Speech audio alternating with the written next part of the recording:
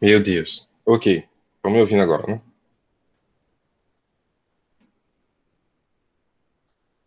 Repetindo. Então, a gente tem aqui no começo do livro, o capítulo 1 a gente viu lá no começo da disciplina. Capítulo 2 a gente tem, então, a questão da primeira lei da energia, primeira lei da termodinâmica, o que que é energia, a definição de energia interna, cada um daqueles passos que a gente deu. Os equipamentos de processo, não só os equipamentos de processo, mas também a parte de ciclos e a operação de ciclo de Carnot, eficiência, tudo isso que a gente já viu nos últimos dias, tá? Capítulo 3, a gente tem a segunda lei da termodinâmica, a balança de entropia como sendo mais uma equação de processo para poder fixar o processo e de uma forma mais real. O que a gente não vai comentar é em relação à exergia. A gente tem uma outra abordagem para a exergia. Nossa abordagem é da energia livre de Gibbs, ou seja, da capacidade de realizar trabalho útil e não da disponibilidade, né? Como é tratado a exergia, ok? Então, nessas partes aqui, a gente já tem concluído bastante coisa disso daqui, ciclos de compressão de vapor, produção de potência, de ciclos de refrigeração, ciclo Rankine, a gente comentou cada um desses, ok? Balanço de entropia para sistemas abertos e fechados. Então, o que nos resta agora é a gente virar a página para a parte, sair um pouco dessa parte de processo e iniciar a parte de equações de estado e forças intermoleculares. Vocês têm alguma dúvida? Querem perguntar alguma coisa?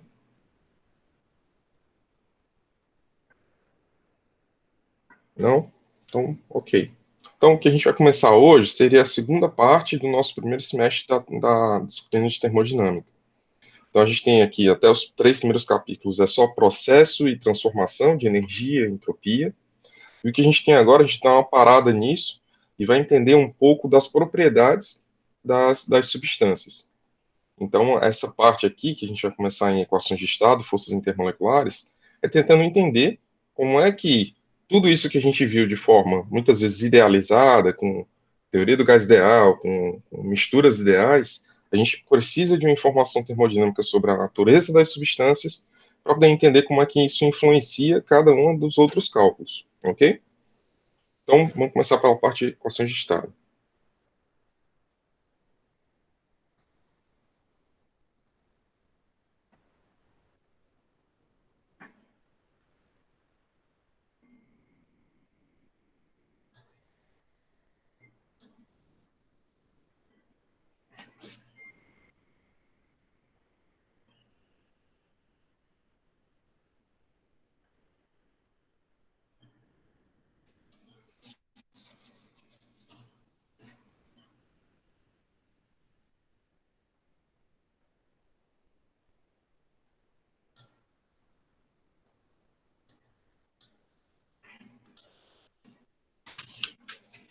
Ok, então se a gente vai falar sobre equações de estado, forças intermoleculares, a gente tem essa primeira aula como sendo uma aula base para a gente entender a linguagem dessa parte termodinâmica. Então, o que a gente quer dizer com forças intermoleculares, tá? Então, lembrando a vocês aqui, lá de física básica, que você pode ter aqui uma determinada, como se fosse uma esfera de aço, que ela é polarizável. Então, você sabe que as cargas aqui, inicialmente neutras, nessa esfera de aço aqui, elas têm como se fosse uma equivalência aqui, por isso que ela tem a carga neutra. Uma vez que você submete ela a um campo elétrico,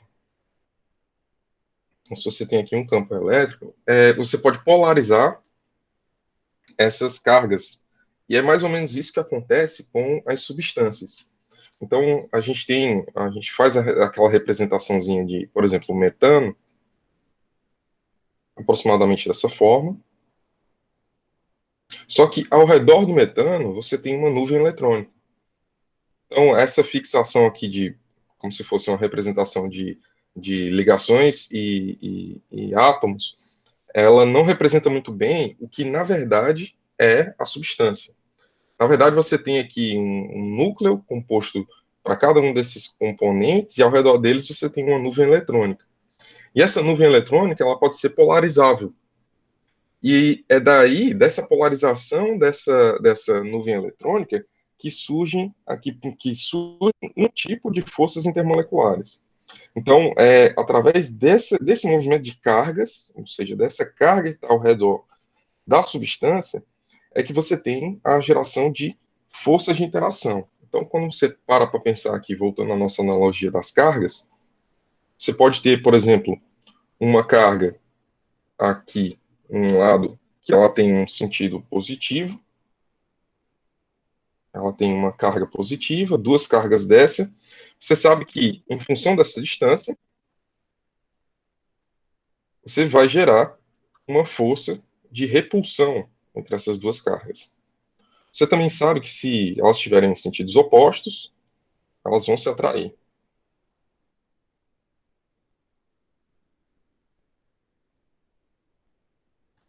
Então, é gerado dentro dessa distância uma força. Normalmente, essa força ela é inversamente proporcional ao quadrado dessa distância. Então, essa força ela é inversamente proporcional ao quadrado da distância. Então, ela cai rapidamente de valor quando você vai aumentando a distância entre as duas cargas. É algo muito parecido com o que acontece com as substâncias, né? Então, se você tem metano e se você tem aqui, por exemplo, metanol,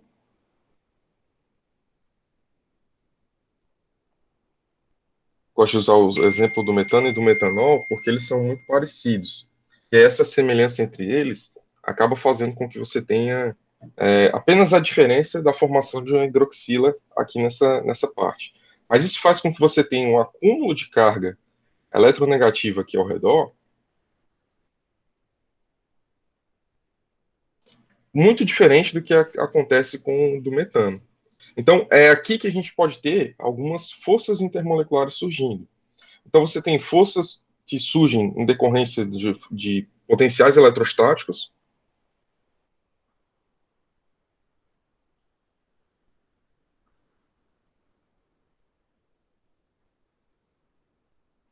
Além desses potenciais eletrostáticos, você tem forças, então, que surgem de polos elétricos.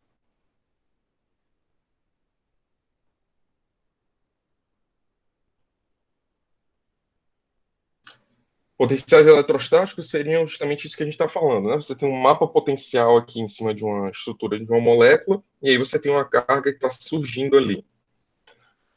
De polos elétricos, normalmente você tem, por exemplo, aquela força que vocês ouviram, talvez no ensino médio, que é a força de dipolo induzido,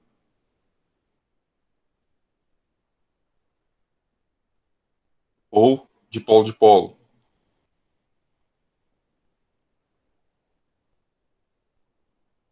Então, na força de dipolo induzido, essa carga eletronegativa aqui que eu tenho nessa molécula vai gerar uma nuvem eletrônica inversa, como se fosse inversa aqui, na outra molécula. Então, essa daqui que tem uma eletronegatividade muito clara, vai fazer surgir também uma eletronegatividade nessa outra carga aqui. Estáticos, de polos elétricos. Você também tem a forma dessas forças de indução, e aí depende muito da polarizabilidade da molécula, ou seja, o quanto a molécula ela consegue ser polarizável, dependendo dessa forma de interação. Você tem as forças de dispersão de London.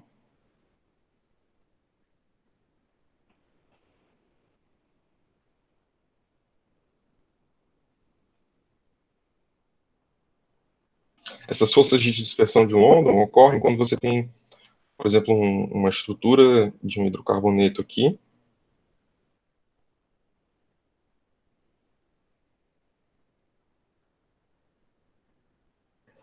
e aí você tem a nuvem eletrônica que é ao redor, e aí essa nuvem eletrônica ela é pouco fixa, e você pode ter a atuação dessa dispersão mais em um lado do que do outro da molécula. Então você acaba podendo dispersar isso. Forças muito parecidas também com isso são as forças de Van der Waals, muito presente em hidrocarbonetos. E aí essas são as formas de interação. Então a gente está saindo de um nível molecular para a gente tentar chegar até um nível da matéria, que é o que interessa. Isso aqui, tudo que a gente está falando, é só para vocês terem a nomenclatura, entenderem de onde vêm as interações entre as substâncias. Um gráfico muito importante seria o gráfico de potencial energético que é gerado entre duas moléculas quando você tem a aproximação delas duas. Então, você pode ter aqui essas moléculas, e aí, a depender dessa distância aqui, você vai ter uma energia potencial gerada entre elas duas. Então, um gráfico muito interessante que traduz essa interação é o gráfico de Lennard-Jones.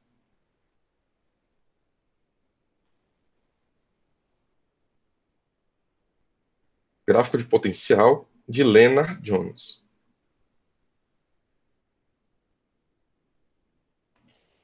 Como é que é esse gráfico de potencial? Se D estiver tendendo ao infinito, ou seja, se você tiver uma distância muito grande, a energia potencial, então isso daqui é energia potencial, e isso daqui é a distância, tá? Então, se você tem uma distância aqui que ela é muito grande, ou seja, a distância está tendendo ao infinito, você sabe que a energia ela vai tender a zero. Por quê? Porque você não consegue perceber uma molécula em relação à outra. À medida que você for aproximando essas duas moléculas, você vai conseguindo aumentar a energia em potencial delas. E aí, um outro ponto que você sabe também é que se a distância tender a zero, essa energia potencial entre essas duas moléculas ela vai tender a infinito. Então, para parar de enrolar vocês, né, o comportamento é mais ou menos assim.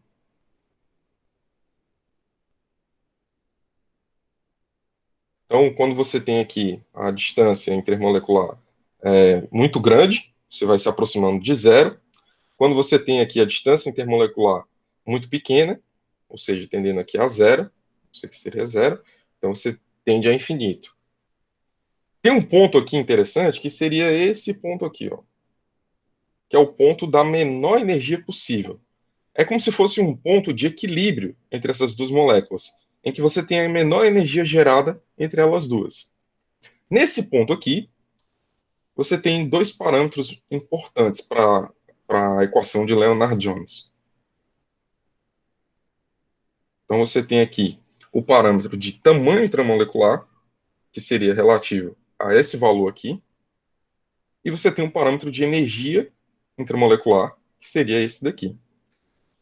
Então, quando você tem moléculas maiores do que essa molécula aqui azul que eu desenhei, o esperado seria que você tivesse valores mais ou menos desse tipo aqui, do verde.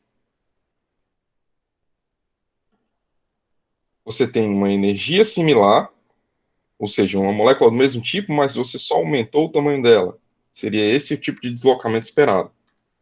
Se você tiver uma molécula do mesmo tamanho aproximadamente, mas que tem uma maior energia de interação, tem forças intermoleculares mais fortes, mais profundas, então você vai ter mais ou menos esse tipo de comportamento. Então, esse gráfico de potencial de Lennard-Jones, ele serve para poder exemplificar como é que você consegue descrever essa energia potencial intramolecular e como a distância entre essas moléculas é um fator muito importante. Então, no livro de vocês, tem lá a equação, que é essa energia potencial. Esse símbolozinho aqui é para ser tipo uma forquinha, tá? Que é, eu acho que é o símbolo gama maiúsculo. E aí isso daqui é para ser 4ε, que vai multiplicar sigma sobre R,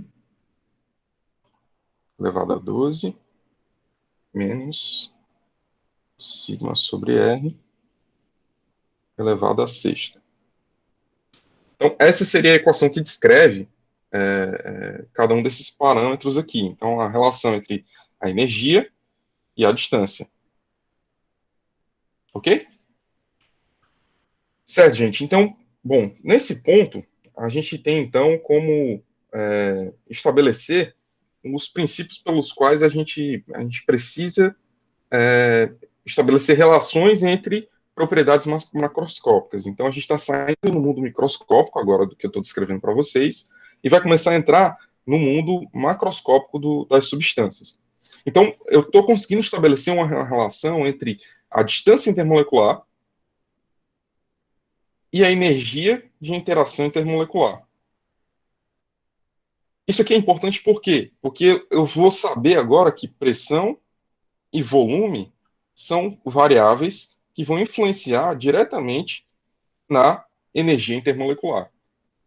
Então, o gráfico de Lennard-Jones é importante justamente por isso, porque se ele está relacionando a distância, essa distância intermolecular, ela é influenciada tanto pelo volume, ou seja, é vista diretamente pelo volume, e ela também sofre a influência da pressão, por exemplo. Então, quando você aumenta a pressão, você tem uma redução do volume específico.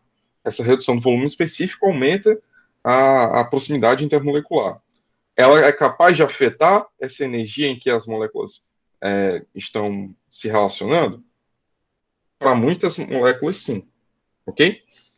Então, é aqui que a gente consegue descrever também um outro ponto, que seria o princípio dos estados correspondentes.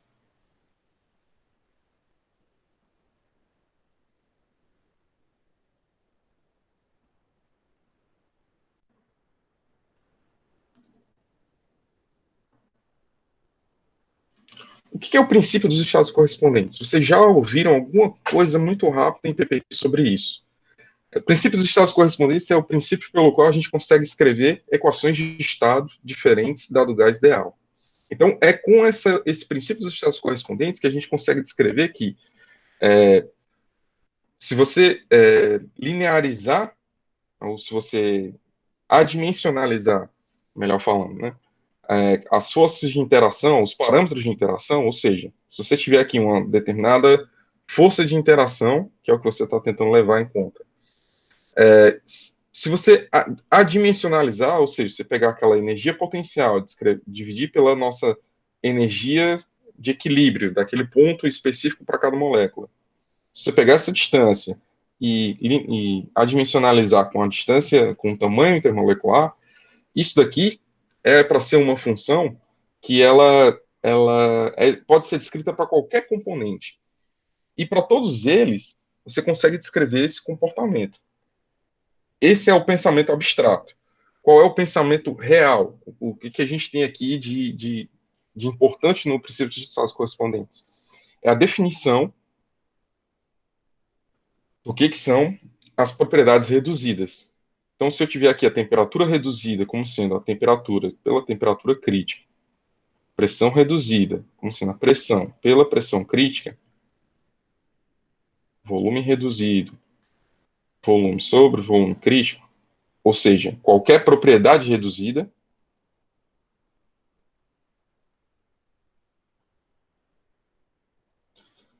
propriedade M reduzida, é para ser a propriedade sobre a propriedade crítica. Ok? Então, o princípio dos estados correspondentes te diz que as substâncias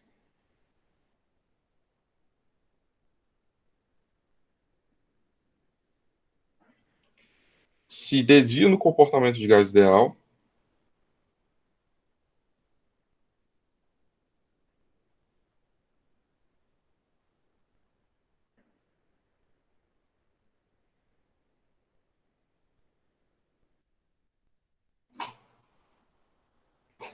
da mesma forma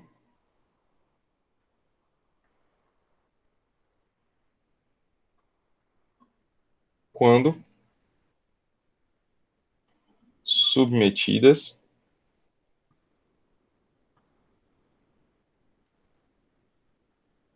à mesma condição reduzida.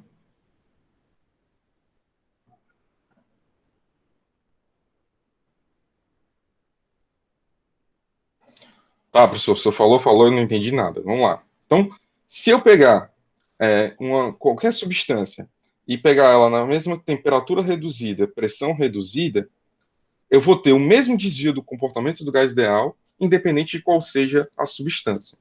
Então, isso é o princípio dos estados correspondentes, numa visão macroscópica.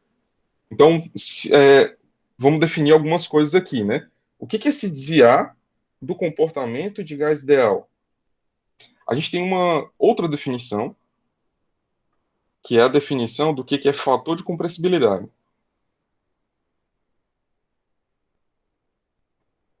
Z igual a PV sobre RT. Se você está definindo ele dessa forma, então você sabe que quando Z é igual a 1, você vai ter PV igual a RT, é a equação do gás ideal. Então, uma certeza é que você sabe que quando pressão tende a zero, você vai ter o valor de Z tendendo a 1. Porque a pressão tendendo a zero, você vai ter o comportamento de gás ideal, e o comportamento de gás ideal é PV igual a RT. Então, Z vai ser igual a 1. Tranquilo? Sempre que a pressão tender a zero, Z vai ser igual a 1. Nem sempre quando Z tender a 1, a pressão vai estar tendendo a zero, tá? Isso não é condição indo e voltando. É só indo e nesse sentido aqui. Pressão tende a zero, Z tende a 1. Ok, então isso daqui é a fórmula do desvio, é o fator de compressibilidade. É a forma que a gente tem para poder medir esse desvio do comportamento do gás ideal. Então, Z vai ser o mesmo para qualquer substância que você tiver numa TR e numa PR. Qual é a limitação desse princípio dos estados correspondentes? É porque você tem princípio dos estados correspondentes a 2 e 3 parâmetros. Então, deixa eu tentar escrever isso aqui bonitinho para vocês. A gente tem princípio dos estados correspondentes.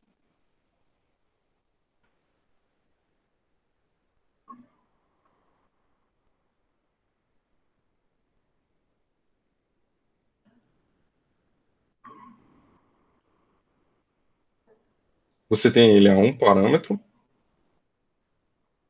desculpa, a 2 parâmetros e a 3 parâmetros.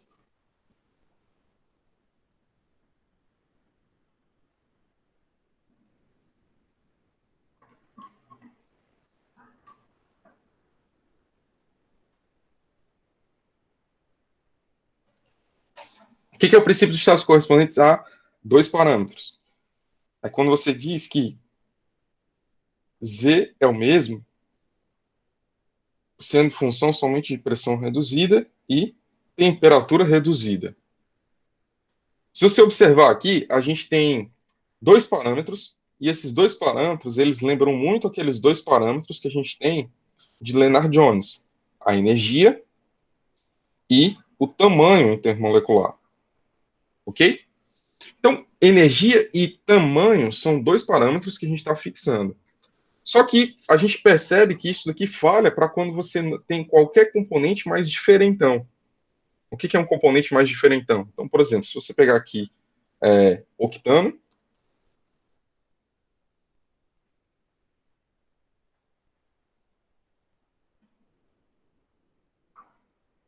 o octano, CH3, CH2, 6 vezes CH3. Então, o octano é meio longão, é meio comprido, certo? Enquanto que se você tiver aqui um isômero do octano,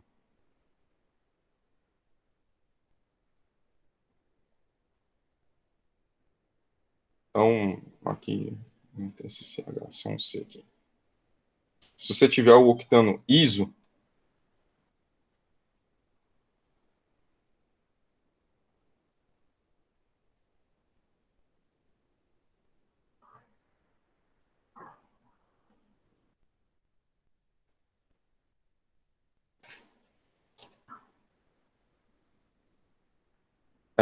se você tiver ele numa posição ISO, ele tem um tamanho diferente. Então, esse aqui você tem uma molécula que é mais ou menos alongada dessa forma, e esse aqui você tem uma molécula que é mais redondinha. Então, a gente percebe que, a depender de. Eles têm basicamente o mesmo tamanho, mesmo número de carbonos, mesmo número de hidrogênios, aproximadamente, ali, varia muito pouco. A massa molecular dele é muito pouco aqui, a diferença entre um e outro, e eles têm basicamente as mesmas formas de interação. O que a gente percebia era que o princípio dos estados correspondentes a 2 parâmetros não necessariamente funcionava para ele. Então, é por isso que eu já estou apresentando para vocês a versão final aqui do princípio dos estados correspondentes, que é o princípio dos estados correspondentes a 3 parâmetros. Quando você tem pressão reduzida, temperatura reduzida e a definição da agora, que é o fator acêntrico.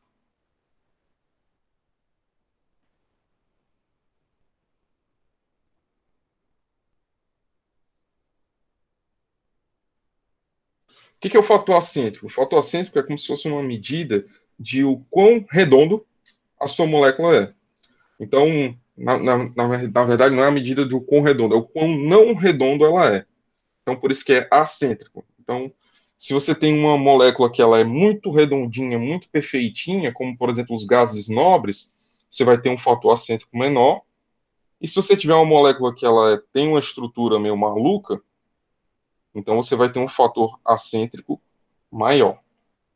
Então, isso é o fator acêntrico. Como é que a gente calcula o fator acêntrico? Então, o fator acêntrico foi um parâmetro de um desvio de comportamento que foi avaliado, e aí ele foi definido como sendo dessa forma. O valor do fator acêntrico, ele vai ser menos 1, menos log da pressão de saturação sobre a pressão crítica. Ou seja, a pressão de saturação reduzida avaliada em 0,7.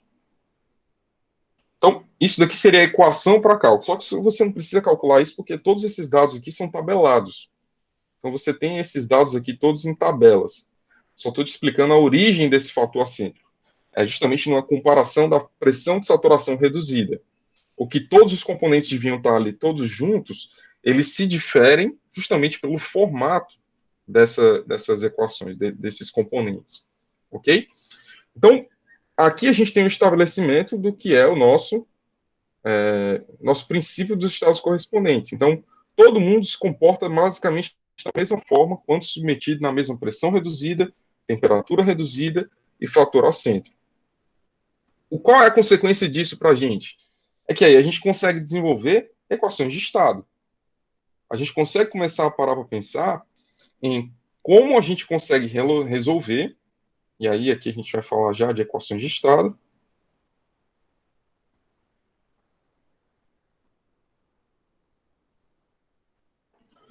E aí, equação de estado é justamente uma equação que ela tenta estabelecer uma função em que você relaciona pressão, volume e temperatura, e normalmente a gente faz essa relação como sendo igual a zero. Então, isso é uma equação de estado.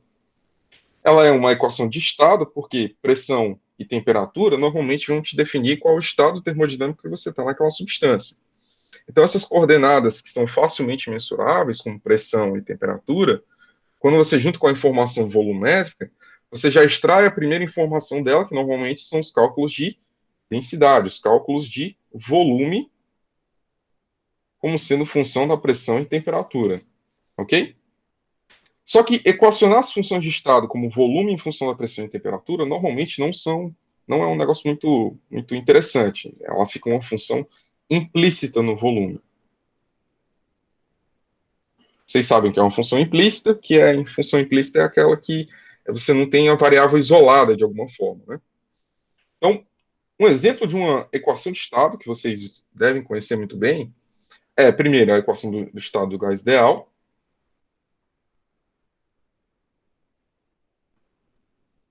e algumas modificações que a gente pode fazer para corrigir essa equação do estado do gás ideal. Então, as correções propostas por Van der Waals foram justamente você adicionar RT sobre V menos B menos A. Então, aqui o que a gente tem é o estabelecimento de um padrão, de um parâmetro que é relacionado ao volume, ao tamanho intermolecular. Pode ver que ele está subtraindo o volume aqui, então ele tem que ter as dimensões parecidas. E você tem um parâmetro que é relacionado com a energia. Van der Waals teve essa ideia de chutar, não, vamos dizer que a gente tem o inverso do volume ao quadrado. Se você pegar aqui o inverso do volume quadrado, volume elevado ao quadrado é como se fosse distância elevada à sexta.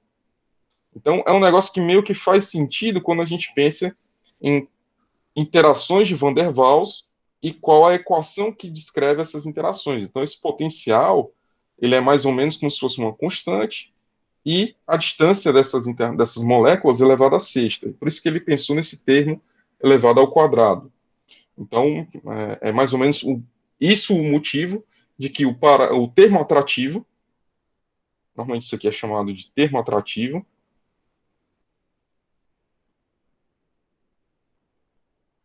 de Van der Waals é esse volume elevado ao quadrado. Você tem não só um termo atrativo, mas você também tem um termo que é relativo ao tamanho intermolecular. Ok? Então, quando a gente junta essas informações aqui das modificações da equação de Van der Waals,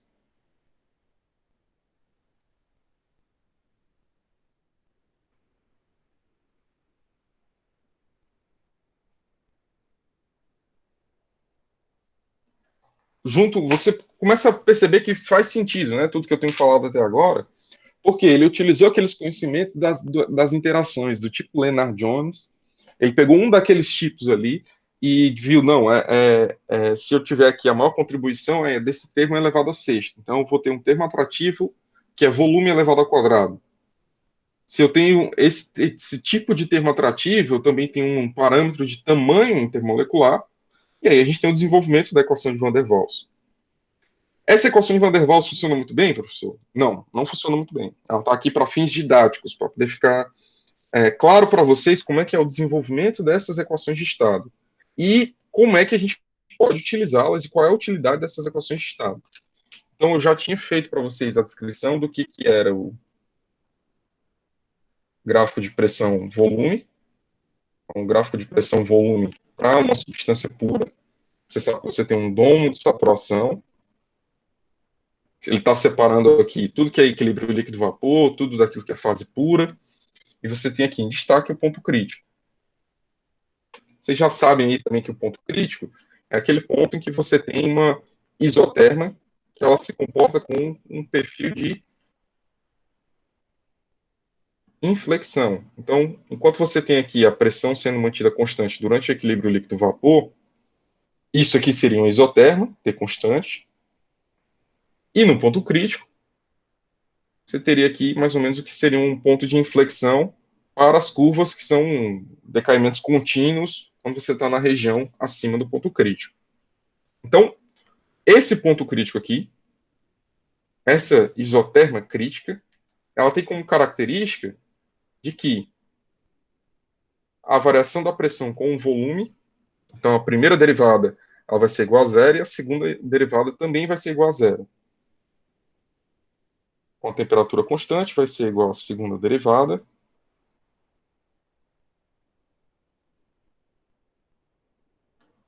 Isso aqui é avaliado na temperatura crítica e vai ser igual a zero também. Então, isso é dizer que você tem uma inflexão. Esse comportamento da isoterma aqui, que eu descrevi para vocês, é o comportamento real da isoterma. Se a gente for descrever aqui o comportamento da equação de Van der Waals nesse gráfico, ela é para te dar algo mais ou menos assim.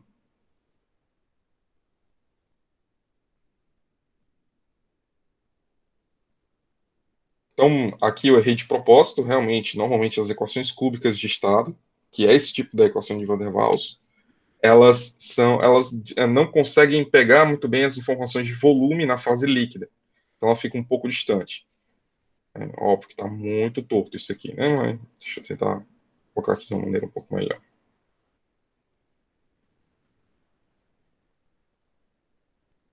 Aqui o domo de saturação e aqui a nossa equação de estado. Você tem três raízes. Por quê? Se a gente for novamente explicitar em volume, você tem aqui v ao quadrado e você tem aqui um v. Se você colocar lá para o outro lado, você vai ter uma função que ela é função de volume ao cubo. Então é por isso que a gente chama as equações de estado aqui, como parecidas com a de Van der Waals, elas são equações cúbicas de estado.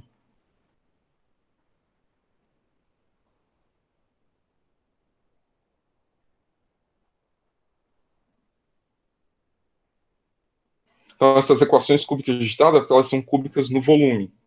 Então se você tem uma equação cúbica, isso quer dizer que você tem três raízes. Os professores de PPQ devem ter enchido o saco de vocês com esse negócio de três raízes. Então, por isso que a gente está passando meio que rápido aqui, só para lembrar vocês. Então, essas três raízes, você vai poder ter, normalmente você tem a menor raiz e a maior raiz como sendo raízes reais. Então, aqui você tem valores reais. Você associa a menor raiz com a raiz do líquido, a maior raiz com a raiz do vapor, E a raiz intermediária, ela muitas vezes ela é complexa. E aí, complexa não é complexa, porque ela realmente é um valor, um número complexo. Complexo aqui não é difícil, não, tá? Complexo é aquele i que é igual a raiz de menos 1. Tá? Então, normalmente ela é proporcional, é uma função de um número complexo aqui. O que, que quer dizer isso? Isso quer dizer que essa raiz intermediária aqui, ela não tem significado físico. Ela não te descreve um volume. Não tem como te descrever isso. Na verdade, ela só está aqui para poder te separar essa zona aqui, essa área antes do valor da raiz e depois do valor da raiz, como sendo iguais. Então, nesse ponto aqui, você tem mais ou menos ali o que seria a outra raiz. Pensando aqui no que você tem para poder fazer para poder resolver, seria basicamente resolver o volume para essa equação de estado. Então, aqui a gente está vendo hoje uma boa parte da teoria dessa equação de estado, a filosofia das equações de estado. Se você passar isso daqui para uma equação cúbica no volume, você vai ter algo mais ou menos assim. PV elevado ao cubo menos RT mais PB, que multiplica V ao quadrado, mais AV, menos AB, é igual a zero. Então, isso aqui seria a sua equação cúbica no volume. Volume a terceira, volume a segunda, volume a primeira e aqui o volume a zero. Então, você tem ela como sendo uma equação cúbica no volume. Além disso, através dessa relação aqui, você pode obter expressões para os parâmetros A e B. Então, A vai ser função de temperatura crítica, pressão crítica, e B também função de temperatura crítica e pressão crítica. Então, a partir dessa expressão, a gente consegue arrumar essa outra expressão aqui para os parâmetros. Então, a gente fica podendo fazer cálculos de pressão, volume e temperatura para qualquer substância que a gente tenha temperatura crítica e pressão crítica estimadas para elas.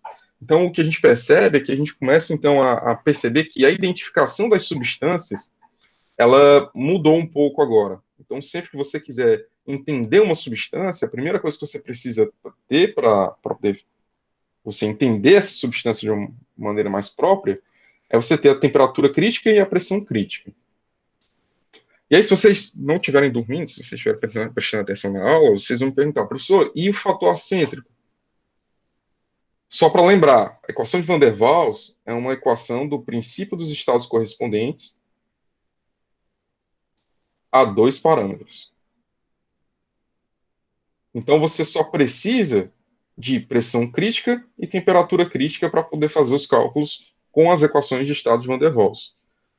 Ou seja, ela tem uma eficácia limitada e ela não vai ter o mesmo desempenho que é esperado para uma equação do princípio dos estados correspondentes a três parâmetros.